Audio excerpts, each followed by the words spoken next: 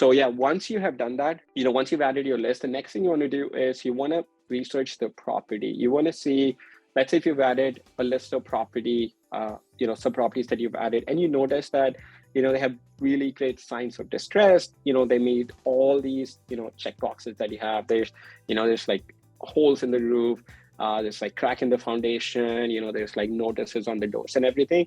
But that's only part of it. That's only you adding your list.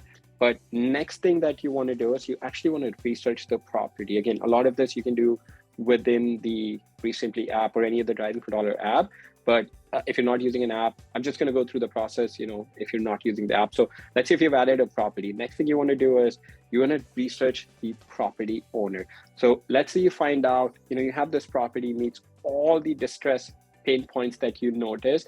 But when you actually go do research on their property and it's worth $200,000, but you notice that it has zero equity because the owner just took out a loan of $200,000 like 6 months ago.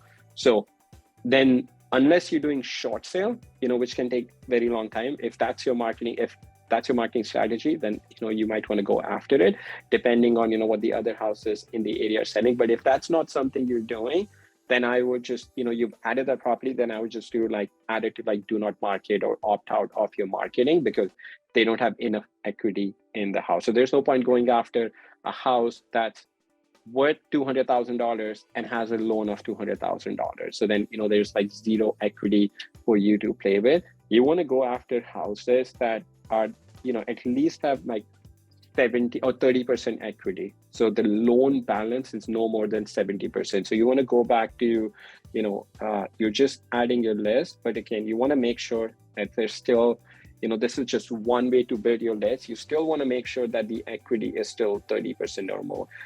This one, you could be a little bit lenient on. There's not as high likelihood of this happening where the owner has only owned the property for let's say 1 or 2 years and it gets to this stage, for example, unless it's an investor flipping the house, that's another, that might be possible. But most of the time, you're not going to find a property gets to, this shape or something like this in, 3 to 4 years time frame. So you still would want to make sure that they have equity, they have 5 years of ownership. And the owner type, in this case, you're okay. I would ignore the owner type in this case, whether it's a homeowner or absentee, I would still market to them if it has equity and if it has home ownership of 5 years or more. I would not worry about the ownership type. Again, you're not going to find many houses that are owned by corporate or trust that are in really distressed situation, because again, properties that are owned by corporate and trust generally tend to be sophisticated investors, so you would not see many properties. So the main thing you want to make sure in that case is the equity. I would say is the most important thing, that you want to make sure they have equity. This you can ignore, but again, chances of this happening is very, very low. As long as they have equity, I would go after them. Doesn't matter whether it's vacant or not. Doesn't matter if they have any other financial distress. Doesn't matter if they're going through any other life event or not. This is the most important thing. I would say you want to make sure that if you're adding something from Driving for Dollars, that they at least have 30% equity in their house. Because, as you can tell, I mean, if you're buying a house like this, it's going to need some work done. So there needs to be some profit in the deal for you to make money. It's not somebody that's calling you, hey, this is a $100,000 house, I'll sell you for $70,000, and it doesn't need any work done. It's not that kind of a house. It is going to need some work done. So you want to make sure at least minimum there's 30% equity on the house. And then the more distress points that you have, the rehab budget is going to go up. So you want to make sure you have a little bit more buffer, especially in this market that we're in. If you go up the higher price point that you go in, the more buffer that you want to have, because if the interest rate goes up again, it makes a pretty big difference as you go higher up in the price point with the affordability of the people. So make sure as you're researching, remove any properties that have low equity. So again, I would go through this blog that I put in the chat. It goes in very, very in depth on the things that I'm talking about.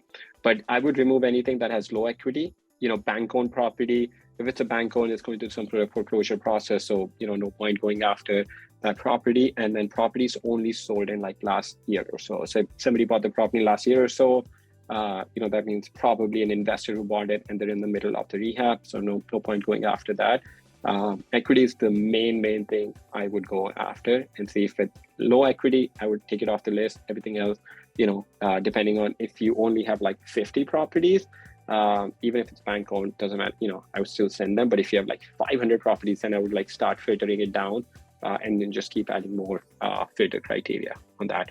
A homeowner who bought this property in the last year or two will likely be less motivated to sell than someone who has owned the property for 5-7 years or longer. Again, what I mentioned in the last call, and then we just talked about somebody who just bought the property last year or two, they might have bought it knowing that this is what the condition of the property is, and they're going to get to rehabbing the property. Maybe they're waiting, saving up some money, but somebody who's owned the property for 5 to 7 years, and they have the condition of the property, you can tell that's very distressed. Definitely go after them.